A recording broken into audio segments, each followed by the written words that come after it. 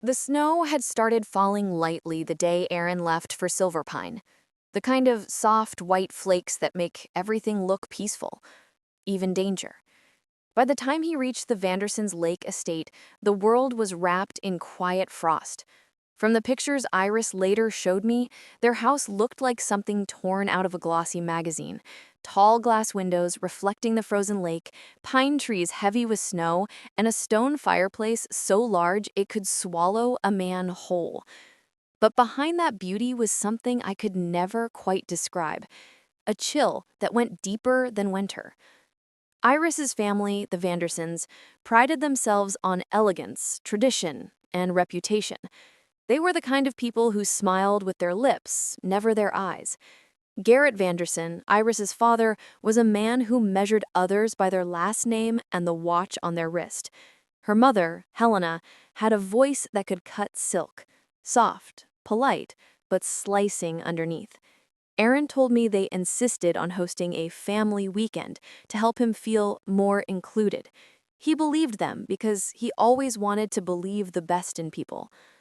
When he arrived, they greeted him with champagne and stiff hugs, like a guest at their charity gala.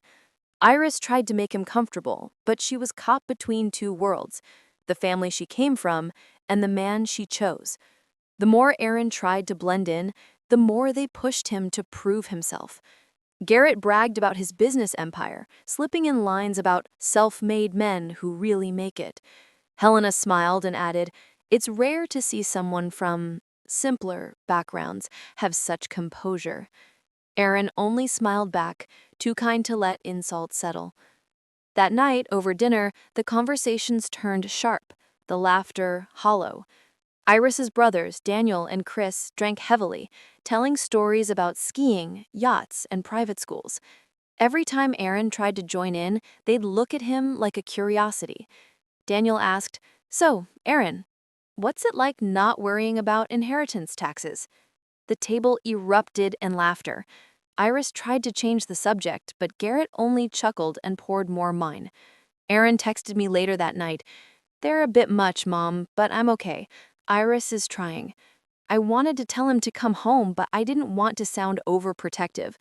I told him I trusted him, that everything would be fine. I wish I hadn't. Because the next morning, the lake called to them. It was tradition, Helena said, a family polar dip to prove strength and courage. Aaron hesitated. The ice was thin, the wind brutal. But Daniel jeered, "Come on, city boy, don't tell me you're scared of a little cold." Aaron tried to laugh it off, but Garrett's gaze was heavy with pride. "Show them you're not afraid," Iris whispered, worried but trapped.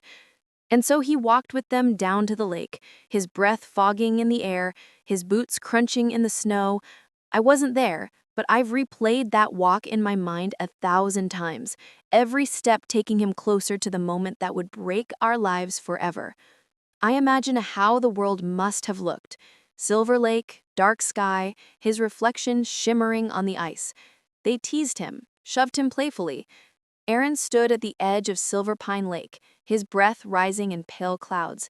The icy surface shimmered under the dull morning light, a mirror of white and silver stretching endlessly into the distance.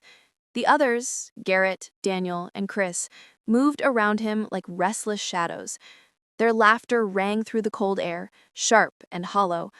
Iris stood a few feet away, her hands tucked inside her coat, worry flickering in her eyes.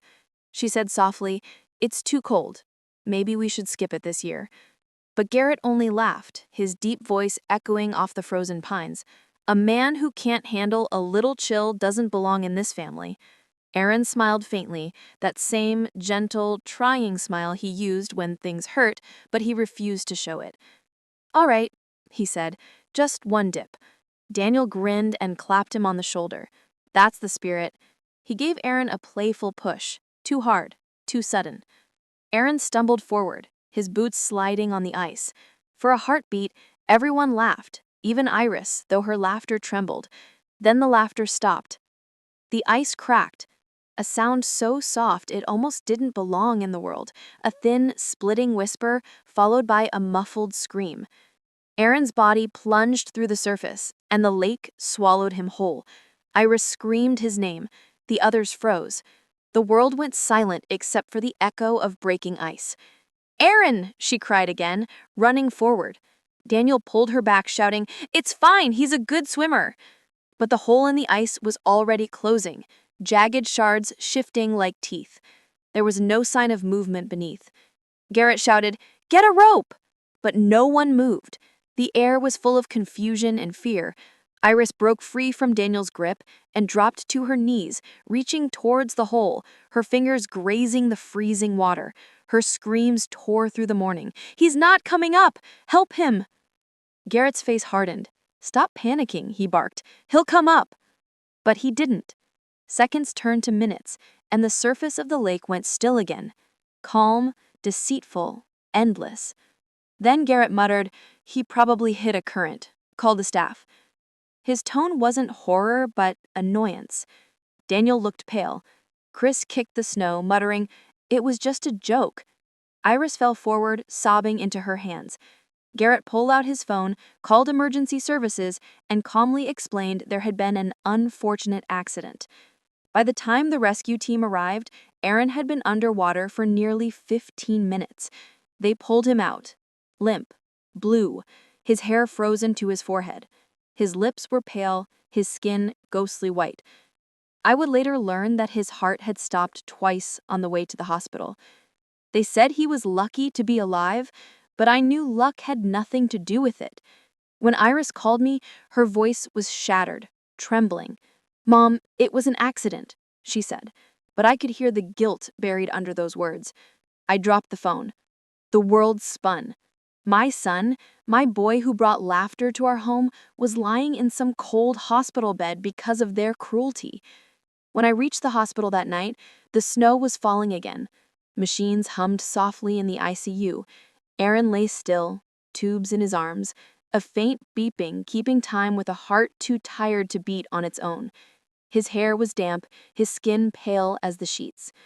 I took his hand, whispering his name over and over. He didn't answer. A nurse said he might not wake up. I wanted to scream, but the sound stuck in my chest. Instead, I looked out the window at the falling snow, the reflection of the lake beyond, and something in me hardened. The Vandersons called it a joke, an accident. But mothers know the truth that others hide behind words. They didn't push him by mistake. They pushed him because they could. And they thought no one would make them pay. They were wrong. They didn't know my sister. The snow had started falling lightly the day Aaron left for Silverpine, the kind of soft white flakes that make everything look peaceful, even danger. By the time he reached the Vandersons' lake estate, the world was wrapped in quiet frost. From the pictures Iris later showed me, their house looked like something torn out of a glossy magazine. Tall glass windows reflecting the frozen lake, pine trees heavy with snow, and a stone fireplace so large it could swallow a man whole. But behind that beauty was something I could never quite describe, a chill that went deeper than winter. Iris's family, the Vandersons, prided themselves on elegance, tradition, and reputation. They were the kind of people who smiled with their lips, never their eyes. Garrett Vanderson, Iris's father, was a man who measured others by their last name and the watch on their wrist. Her mother, Helena, had a voice that could cut silk. Soft, polite, but slicing underneath. Aaron told me they insisted on hosting a family weekend to help him feel more included. He believed them because he always wanted to believe the best in people. When he arrived, they greeted him with champagne and stiff hugs, like a guest at their charity gala. Iris tried to make him comfortable, but she was caught between two worlds, the family she came from and the man she chose. The more Aaron tried to blend in, the more they pushed him to prove himself. Garrett bragged about his business empire, slipping in lines about self-made men who really make it. Helena smiled and added, "It's rare to see someone from simpler backgrounds have such composure." Aaron only smiled back, too kind to let insults settle. That night over dinner, the conversations turned sharp, the laughter hollow. Iris's brothers, Daniel and Chris, drank heavily, telling stories about skiing, yachts, and private schools.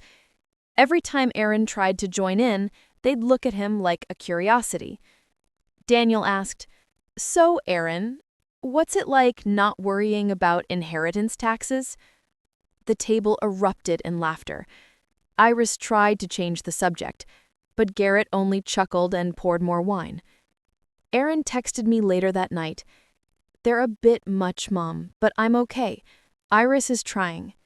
I wanted to tell him to come home, but I didn't want to sound overprotective. I told him I trusted him, that everything would be fine. I wish I hadn't. Because the next morning, the lake called to them. It was tradition, Helena said, a family polar dip, to prove strength and courage. Aaron hesitated.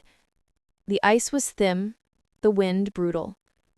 But Daniel jeered, "Come on, city boy, don't tell me you're scared of a little cold." Aaron tried to laugh it off, but Garrett's gaze was heavy with pride. "Show them you're not afraid," Iris whispered, worried but trapped. And so he walked with them down to the lake, his breath fogging in the air, his boots crunching in the snow. I wasn't there, but I've replayed that walk in my mind 1,000 times, every step taking him closer to the moment that would break our lives forever. I imagine how the world must have looked. Silver lake, dark sky, his reflection shimmering on the ice. They teased him, shoved him playfully. Aaron stood at the edge of Silver Pine Lake, his breath rising in pale clouds. The icy surface shimmered under the dull morning light, a mirror of white and silver stretching endlessly into the distance. The others, Garrett, Daniel, and Chris, moved around him like restless shadows. Their laughter rang through the cold air, sharp and hollow. Iris stood a few feet away, her hands tucked inside her coat, worry flickering in her eyes. She said softly, "It's too cold. Maybe we should skip it this year." But Garrett only laughed, his deep voice echoing off the frozen pines. "A man who can't handle a little chill doesn't belong in this family." Aaron smiled faintly, that same gentle, trying smile he used when things hurt, but he refused to show it. "All right," he said, "just one dip." Daniel grinned and clapped him on the shoulder. "That's the spirit." He gave Aaron a playful push, too hard, too sudden. Aaron stumbled forward, his boots sliding on the ice. For a heartbeat, everyone laughed, even Iris, though her laughter trembled. Then the laughter stopped. The ice cracked, a sound so soft it almost didn't belong in the world, a thin, splitting whisper, followed by a muffled scream. Aaron's body plunged through the surface, and the lake swallowed him whole. Iris screamed his name. The others froze. The world went silent except for the echo of breaking ice. "Aaron!" she cried again, running forward. Daniel pulled her back, shouting, "It's fine. He's a good swimmer." But the hole in the ice was already closing, jagged shards shifting like teeth. There was no sign of movement beneath. Garrett shouted, "Get a rope!" But no one moved. The air was full of confusion and fear. Iris broke free from Daniel's grip and dropped to her knees, reaching toward the hole, her fingers grazing the freezing water. Her screams tore through the morning. "He's not coming up! Help him!" Garrett's face hardened. "Stop panicking," he barked. "He'll come up." But he didn't. Seconds turned to minutes, and the surface of the lake went still again, calm, deceitful, endless. Then Garrett muttered, "He probably hit a current. Call the staff." His tone wasn't horror, but annoyance. Daniel looked pale. Chris kicked the snow, muttering, "It was just a joke." Iris fell forward, sobbing into her hands. Garrett pulled out his phone, called emergency services, and calmly explained there had been an unfortunate accident. By the time the rescue team arrived, Aaron had been underwater for nearly 15 minutes. They pulled him out, limp, blue, his hair frozen to his forehead. His lips were pale, his skin ghostly white. I would later learn that his heart had stopped twice on the way to the hospital. They said he was lucky to be alive, but I knew luck had nothing to do with it. When Iris called me, her voice was shattered, trembling. "Mom, it was an accident," she said, but I could hear the guilt buried under those words. I dropped the phone. The world spun. My son, my boy who brought laughter to our home, was lying in some cold hospital bed because of their cruelty. When I reached the hospital that night, the snow was falling again. Machines hummed softly in the ICU. Aaron lay still, tubes in his arms, a faint beeping keeping time with a heart too tired to beat on its own. His hair was damp, his skin pale as the sheets. I took his hand, whispering his name over and over. He didn't answer.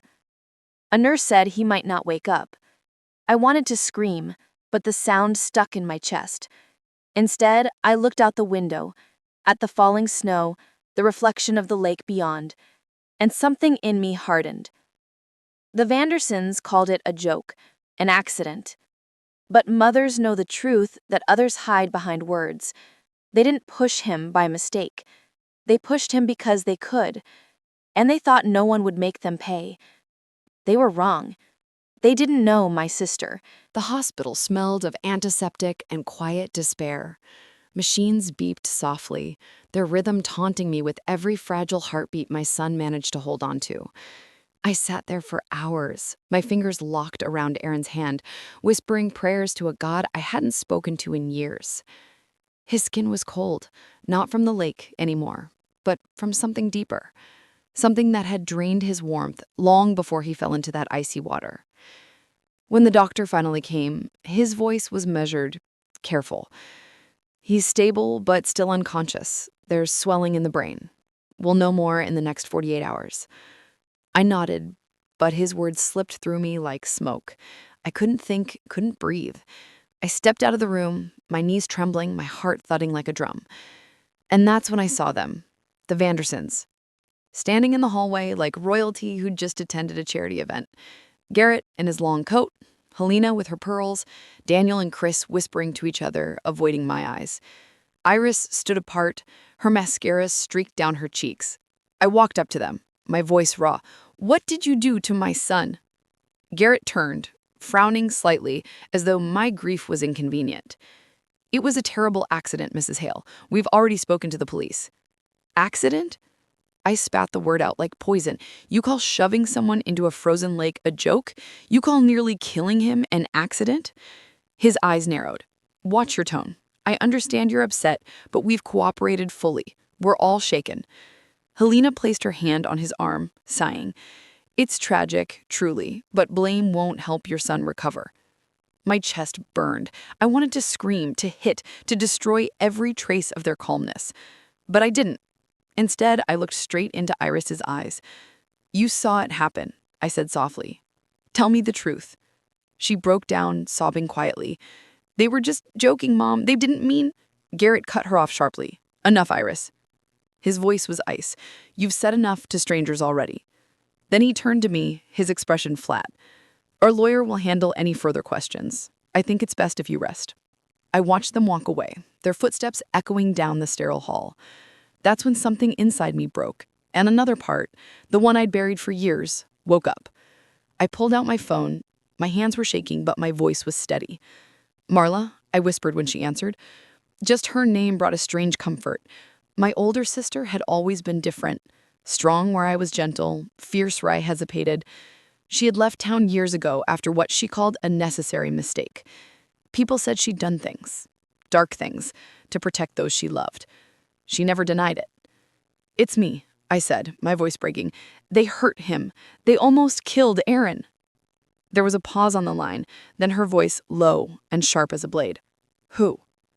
I told her everything. Every cruel laugh, every careless word, every second of silence while my son drowned. When I finished, there was only silence. Then Marla said softly, "Where are they now?" At their estate, I whispered. Police said it was an accident. They'll get away with it. Another pause, then she said the words that sent a chill down my spine. They think they're untouchable because they have money, but snow covers everything until it melts. I'll handle this. Marla, I started, but she hung up. I stared at my phone, my pulse pounding. I knew that tone in her voice. Calm, cold, certain. The same tone she used years ago when she found out what our father's boss had done to him, and the man mysteriously disappeared 3 weeks later. I knew what she was capable of. I should have stopped her, but I didn't. Because in that moment, I didn't want justice. I wanted balance. And my sister, Marla, had always known how to find it.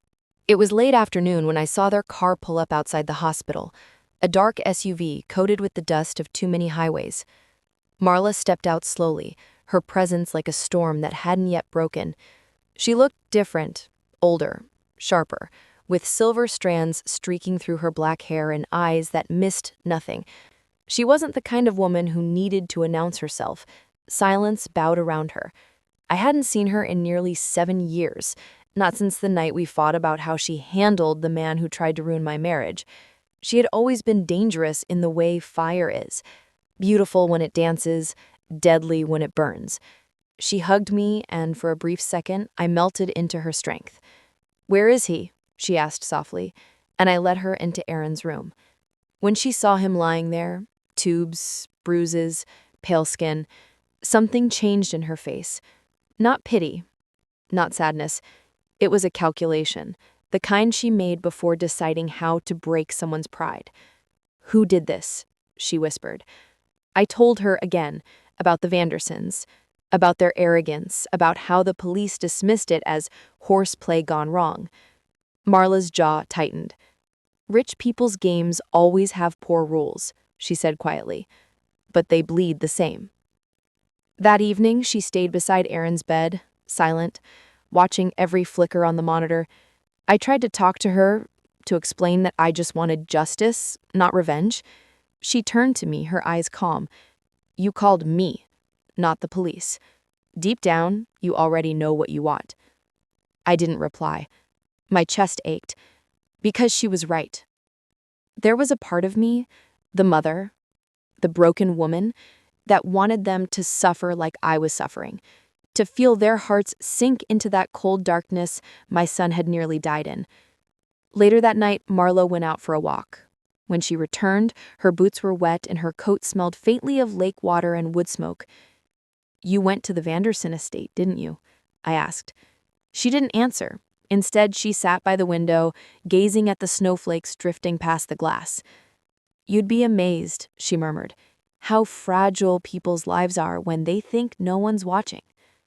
I felt a shiver run down my spine. The next morning, a small news alert appeared on my phone. Local businessman's car vandalized outside private estate. It was Garrett's. The report said someone had smashed his headlights and carved a word into the paint. Monster. I turned to Marla. "Was that you?" She didn't look away from her coffee. "No," she said lightly, "but whoever did it seems to know the truth." There was a glint of satisfaction in her voice that terrified and comforted me at the same time. Later that day, she began asking questions about the family, their routines, their friends. She even charmed a nurse into telling her which detective had handled the case. "We'll start with the youngest," she said one evening, "the one who still feels guilt, Iris. She's the thread that'll unravel them all." I wanted to stop her, to say this was wrong, that we couldn't fight cruelty with more cruelty. But when I looked at Aaron's motionless body, the words died on my tongue. The memory of his blue lips, his limp arms, it burned hotter than reason. Marla placed a hand on my shoulder. "You raised him to be kind. Now let me be cruel for him." Her voice was steady, cold, and full of promise. That night she disappeared again. I didn't sleep. Every creak in the hallway, every gust of wind against the window made my stomach twist. At 3 a.m., she returned, her coat dusted with snow and a faint smile on her lips. "She talked," Marla whispered, hanging her coat by the door. "The girl, Iris. She told me everything." My heart thudded painfully. What do you mean, everything? Marla leaned closer, her eyes gleaming with a dark satisfaction. It wasn't an accident. They planned it. All of them. They wanted to teach Aaron a lesson. Garrett told them to scare him, not kill him. But Daniel and Chris pushed too hard. And Iris? She paused, exhaling slowly. She watched. She tried to stop them. She screamed, but they laughed. They left him there because Garrett told them not to call for help. My legs gave way. I sank into the chair, my breath catching in my throat. My sister's voice softened just a little. You understand now, don't you? She murmured. Justice isn't something they'll ever give you willingly. You have to take it. And for the first time since the night of the accident, I looked out the window into the falling snow and felt no fear, only a cold, quiet hunger. The next morning, the world outside the hospital window looked deceptively calm. The lake frozen over, the trees dressed in white silence, and the sky pale as if the world itself was holding its breath. But I could feel something moving beneath that stillness, something dangerous. Marla had begun. She was quiet all morning, sipping her black coffee while scrolling through her phone, her eyes cold with purpose. They're hosting a family brunch today, she said casually, her tone as light as if she were talking about the weather. The Vandersons never cancel appearances. It's what makes them predictable. I didn't ask how she knew. I had stopped asking that long ago. Marla always had her ways, ways that made people talk, ways that turned secrets into weapons. She stood up, slipped her leather gloves on, and smiled faintly. Time to remind them that the lake remembers everything, she murmured, then left. That day stretched endlessly. Every sound in the hospital, the distant chatter of nurses, the squeak of shoes on linoleum, made me flinch. I tried to distract myself by reading to Aaron, by pretending everything was normal. But the words blurred on the page. All I could think about was Marla, what she was doing, what line she might cross. Around noon, my phone buzzed. A private number. I hesitated before answering. Turn on the news, Marla's voice said, calm and quiet. My heart stuttered. I fumbled for the remote and switched on the small TV mounted above the bed. There, on the local channel, was footage of Garrett Vanderson's lake house. Police cars lined the driveway, lights flashing. The reporter's voice trembled with urgency. Authorities have been called to investigate a break-in at the Vanderson residence. Early reports suggest that several family members have been hospitalized due to a possible gas leak. I froze. Gas leak. That wasn't an accident. That was a message. Before I could speak, Marla continued. No one's dead. Not yet. But they're scared. They should be. Her tone softened slightly, almost like a lullaby. Fear makes people confess things they would never admit otherwise. Watch what happens next. Then the line went dead. I stood there, staring at the screen as the camera zoomed in on Helena Vanderson, Aaron's mother-in-law, being carried out on a stretcher, shouting something to the paramedics. Even through the static, I could read her lips. It wasn't my fault. I didn't push him. My knees gave out, and I sank to the floor. I wanted to feel relief, maybe even vindication, but all I felt was cold. Marla's version of justice didn't come in measured doses. It came like a flood, drowning everything in its path. That evening, Marla came back, her expression unreadable. She placed her phone on the table, opened the gallery, and showed me a video. They're already turning on each other, she said. I hesitated before pressing play. The video showed Helena in her hospital bed, whispering to someone, probably a nurse. Garrett planned it, she was saying, voice shaking. He told them to do it. He said no one would believe that boy could drown by accident. I looked up at Marla, horrified. You recorded this? She shrugged. No, someone else did. People love to gossip when fear's in the air. She leaned forward, her voice dropping to a whisper. You see, they built their world on control, money, image, silence. But now, every secret's a matchstick, and I'm just handing them the fire. I didn't want to admit it, but part of me admired her precision. She wasn't just lashing out, she was dismantling them, piece by piece. Still, I felt something breaking inside me too. "You're playing with people's lives," I said quietly. Marla smiled sadly. So did they. The only difference is, I know exactly what I'm doing. That night, I sat by Aaron's bedside again, brushing his hair back, whispering for him to wake up. "Please," I said, "come back before it's too late, before she goes too far." But maybe it was already too late. 3 days later, the Vandersons were all over the news again. Garrett had been arrested for fraud, a hidden account offshore, years of embezzlement finally exposed. The media tore him apart. The family's empire began to crumble. Reporters camped outside their mansion. Old friends vanished. It was as if a shadow had swallowed their perfect lives whole. When I confronted Marla, she just said, "I didn't need to destroy him. I just showed the world who he really was." There was no pride in her voice, no triumph, just exhaustion. "You think this will bring him back to me?" I asked. She turned to me slowly. "No," she said, "but maybe it'll stop the next mother from burying her son." That night, I dreamt of the lake again, but this time, Aaron wasn't sinking. That night, I dreamt of the lake again, but this time, Aaron wasn't sinking. He was standing on the water, looking at me, his face pale, eyes filled with something between sorrow and warning. "Mom," he said softly, "stop her. You'll lose her too." I jolted awake, drenched in sweat, the sound of beeping machines grounding me back into reality. The hospital hallway outside was quiet, almost eerily so, except for the soft hum of the heating vents. When I stepped out of the room, I saw Marla sitting at the end of the corridor, her back straight, hands clasped together. She was staring at her phone screen, replaying something. I caught a glimpse before she turned it off. It was footage of the lake house again, but this time the camera lingered on a single police officer walking toward the frozen edge of the lake, pulling something from the ice. My voice trembled. "What did you do, Marla?" She looked up at me, eyes unreadable. "Nothing yet," she said simply. "But the lake doesn't forget. Sometimes it gives back what people think they've buried."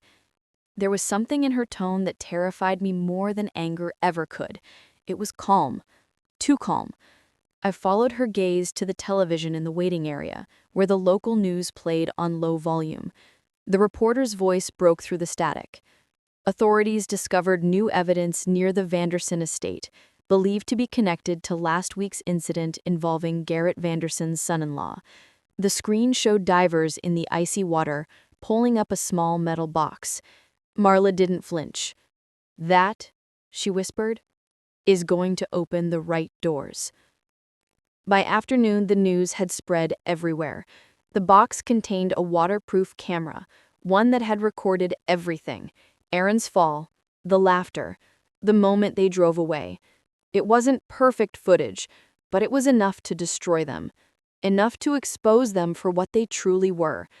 When I saw the clip online, I collapsed into the hospital chair, sobbing. I'd begged for justice, prayed for truth, and here it was, brutal and undeniable. But the timing, the way it surfaced, that wasn't coincidence. That was Marla. When I confronted her, she finally sighed. "I planted it back there years ago. Tiny cameras. Always. Old habits. I just never thought they'd serve this purpose." She looked out the window, her reflection sharp against the glass. "Sometimes you don't have to fight evil. You just have to wait until it rots itself." But the Vandersons didn't crumble quietly. Garrett's lawyers spun stories. Preston accused his own mother of betrayal. Helena vanished for 2 days, then was found half frozen near the lake, incoherent, muttering about the woman with gray eyes. Marla smiled faintly when I told her. "I warned her once that if she ever hurt another woman's child, the lake would call her name back."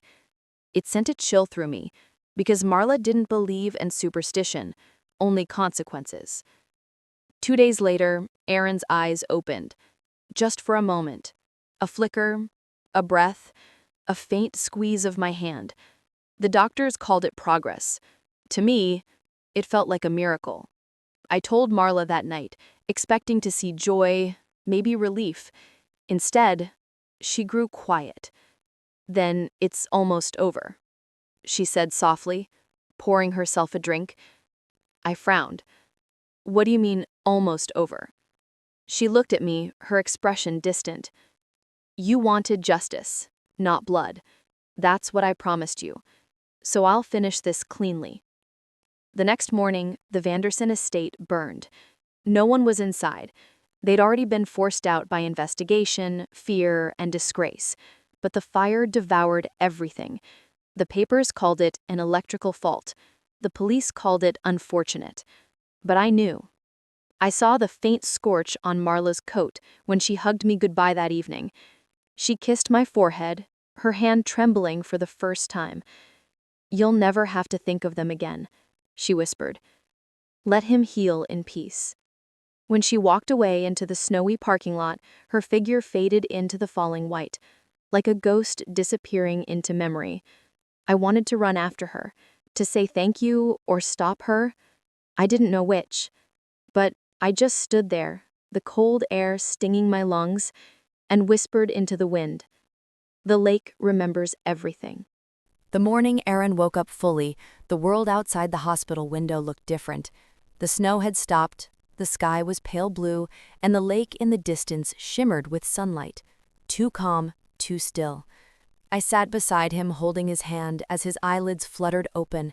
For a moment, confusion clouded his face, then pain, then recognition. "Mom?" His voice was rough, broken, but alive. Tears spilled down my cheeks before I could answer. "I'm here," I whispered. "You're safe now." He blinked slowly, glancing around the room. "How long?" he asked. 3 weeks, I said softly. He swallowed hard, his gaze unfocused, drifting toward the window. "I thought I was dead." I squeezed his hand tighter, shaking my head. "No, sweetheart, you fought. You came back to me." But even as I said it, I saw something flicker in his eyes, something heavy, something unsaid. He turned his face away, staring at the pale sunlight on the wall. "They pushed me," he murmured after a long silence. My stomach clenched. I didn't want him to relive it, but I needed to hear it. "Who?" I asked, my voice trembling. "Preston. And his brother." They laughed, said it was a joke, but when I hit the rock I heard someone scream my name. Helena, maybe. Then someone else. His brow furrowed, confusion clouding his features. "There was a woman by the shore. Not you. Someone else. She was standing in the fog, watching." My breath caught. "A woman?" He nodded faintly. Dark coat, silver hair. She didn't move, just watched. My heart began to race. Did she help you?" He hesitated, then shook his head slowly. "No. But after they left, she walked into the water." I froze. The room suddenly felt colder. "Aaron, what do you mean she walked into the water?" He frowned, his eyes distant. "She said something before she went in. I couldn't hear it clearly, something about a debt paid in full." My hands trembled as I brushed his hair from his forehead. I didn't tell him that his Aunt Marla had been at that lake the night after the attack, that she'd come home with her boots wet and her silence heavy. I didn't tell him that the Vandersons' house had burned only days later, but deep inside, a part of me already knew. She hadn't just destroyed their reputation. She'd gone to the lake, to the same place where Aaron almost died, and finished what she started years ago.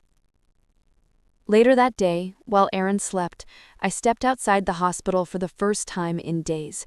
The wind carried the faint smell of pine and something else, smoke maybe, though too faint to trace. My phone buzzed in my pocket. A message from an unknown number. He's safe now. Don't look for me. M. My heart stopped. I tried calling back, but the number didn't exist. It was as if she had vanished into the air. That evening, the news reported that the police had found a woman's car near Lake Tahoe, abandoned by the water's edge. Inside was a single note. Some debts must be paid twice. They didn't release her name, but I didn't need them to. I knew. For days, I couldn't bring myself to tell Aaron. He was still weak, still trying to piece together what had happened. Every time he asked about his aunt, I told her she was resting. I told myself I'd explain when he was stronger, when I could say it without breaking. But each night I dreamt of her, walking across the frozen lake, her reflection beneath her shimmering like another version of herself, smiling. The police kept searching. Divers combed the depths, but they found nothing. No body, no trace. Just her car, her coat, and silence. Weeks passed, and Aaron began to heal. His color returned, his strength grew, but his eyes, those bright, earnest eyes, never fully lost their shadow. One afternoon, as we watched the sunset from his hospital window, he turned to me and said, "Mom, I think she saved me." I swallowed hard. "How?" He smiled faintly, looking down at the lake. "When I fell, I saw her. Standing by the water, I thought she was just watching, but I heard her voice before everything went black. She said, 'You'll wake up when it's done.'" And I knew then. Marla hadn't just taken revenge for me. She had traded something. Maybe her freedom, maybe her soul. But she had kept her promise. Aaron was alive, and somewhere the lake had claimed another secret. The investigation didn't stop when the snow melted. If anything, the thaw brought more than just warmth. It unearthed secrets. By March, the frozen surface of Lake Tahoe had begun to crack, and so did the lies that had held the Vandersons together. Their estate stood in ruins, a hollow monument of charred beams and smoke-stained stone. Reporters swarmed like vultures, but the official story remained clean: an accidental fire, a family scandal, an unfinished tragedy. But the detectives, the kind who lived on instinct rather than paperwork, sensed something deeper. They began connecting threads: the gas leak, the mysterious footage, the abandoned car. And soon, one name began to appear in whispers: Marla Kane. My sister. My blood. They came to the hospital first, a polite visit, at least on the surface. 2 detectives, one young and eager, the other old and sharp-eyed, carrying the kind of silence that fills a room heavier than questions. "We're following up on some inconsistencies," the older one said. "Your sister's vehicle was found near the lake. Were you aware she was in town that week?" I hesitated. Aaron was dozing in his bed beside me, his face peaceful, his chest rising and falling in slow rhythm. I couldn't let them disturb that peace. "She came to visit when my son was hurt, but she left days ago. I don't know where." The older detective studied me for a moment, then nodded. "If she contacts you, tell her the lake doesn't keep secrets forever." His words lingered in the room long after they left. That night, I sat by Aaron's bed, my thoughts a whirlpool of guilt and love and fear. I thought about the girl we used to be, me and Marla, 2 sisters who built paper boats and floated them down the creek behind our childhood home, promising to chase them wherever they drifted. She'd always been the brave one, the one who dared to wade deeper while I stood safely on the shore. Maybe she'd been walking into danger her whole life, one step at a time, until finally the lake took her for good. My phone buzzed with another message from that same blocked number. "Don't let them turn me into a villain." No signature, but I didn't need one. I saved it though. I couldn't tell why. Maybe part of me hoped she was still alive, that she'd walked away instead of sinking beneath that black water. The next morning, I met Detective Harris, the younger one, in the hospital cafeteria. He seemed kinder than his partner, but his eyes still searched for cracks in my calm. "Your sister was a private investigator once, right?" he asked, his tone careful. I nodded, my spoon frozen midair. She had connections, sometimes helped women in bad situations. He leaned forward slightly. "We think she may have been investigating the Vandersons long before your son's accident. Did she ever mention that?" My heart stopped. It all made sense now. How she knew their names, their schedules, their secrets. How she'd moved with such precision. "No," I lied. "She didn't." He studied me for a moment longer, then said quietly, "If she's gone, she took a lot of evil with her. But someone like that, they don't just disappear. They leave marks." After he left, I returned to Aaron's room and found him awake, watching a documentary on the small TV about the lake's history, the myths surrounding its depths. "Did you know they say the water never gives up what it takes? That's why it's always calm. Because it keeps everything it swallows." His words hit me like an echo. That night, unable to sleep, I drove to the lake myself. The air was crisp, the surface like glass, reflecting a full moon that looked almost too close. I walked down the same path Marla must have taken, the gravel crunching under my boots, the cold biting through my coat. I stood at the edge, staring into the darkness below, and whispered her name. For a long time, nothing happened. Then a small ripple appeared on the surface, faint and deliberate, as if the lake had sighed. And I could swear, just for a second, I heard her voice carried softly by the wind. "You got him back. That's enough." I fell to my knees, sobbing, my tears freezing on my skin. I wanted to believe she was at peace, that her disappearance was her choice, that she'd finally found the silence she'd spent her life chasing. But deep down, I knew better. The lake doesn't keep secrets forever, and someday it would give her back too.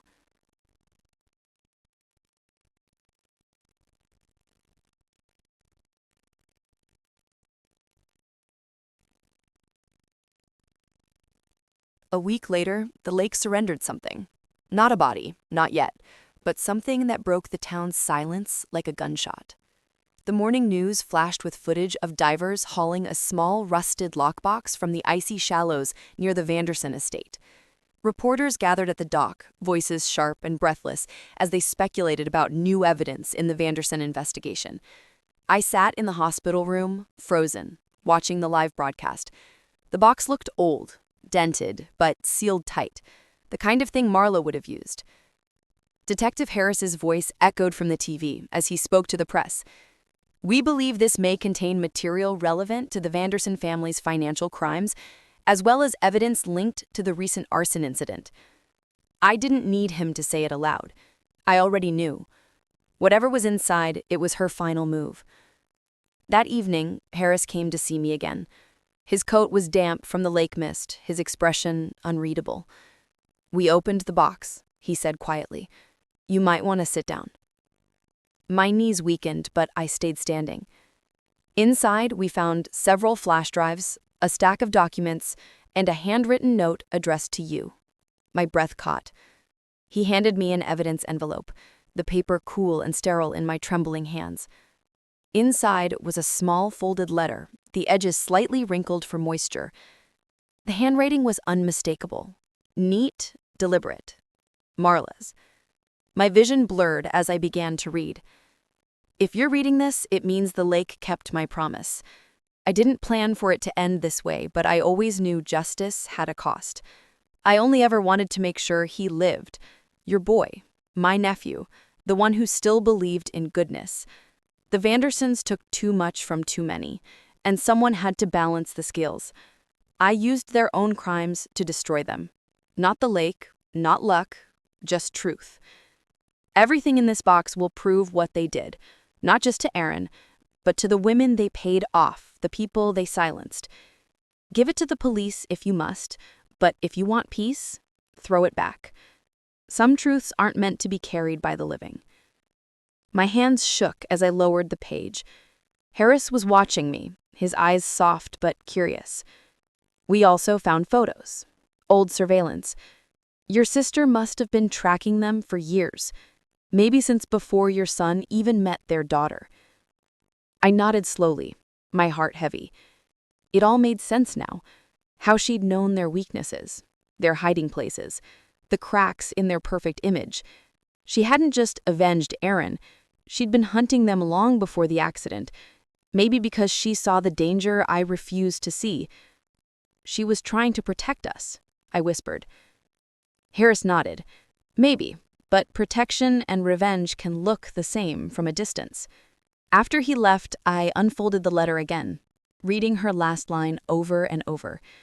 If you want peace, throw it back. That night, I couldn't sleep. The letter lay on my lap, the ink smudged from my tears. I thought of the lake, of how it took and gave, of how it swallowed the truth until someone was brave enough to look into its darkness. By dawn, I knew what I had to do. I drove out to the water one last time. The air was sharp, the ice melting in thin sheets that cracked gently beneath the morning sun. I stood at the edge, holding the lockbox, its metal cold against my palms. The world was silent except for the whisper of wind across the frozen shore. I forgive you, I said aloud. And I forgive myself. Then with both hands, I threw the box into the lake. It sank quickly, the ripples spreading outward like breaths fading into the stillness. I waited there until the water settled, until it looked as if nothing had ever disturbed it. Only then did I realize that my tears had stopped. For the first time in weeks, maybe months, my chest felt light. The grief didn't vanish, but it softened, like the winter thawing into spring.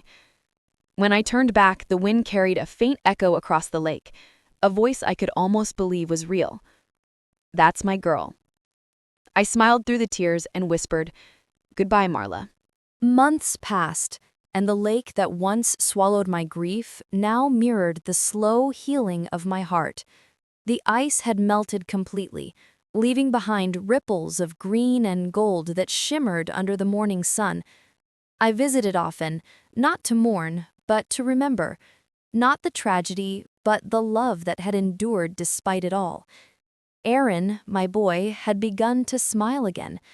It was small at first, the kind of fragile, uncertain smile you give when life feels too big to face. But with time, it grew.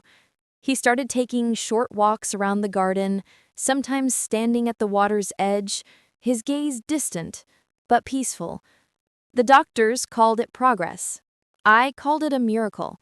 He remembered pieces now, flashes of the night at the lake, the laughter that turned to shouts, the cold that bit into his skin. But when he asked, "Did she save me?" I simply nodded and said, "Yes, she did." Because that was the truth, in every way that mattered. The town eventually moved on.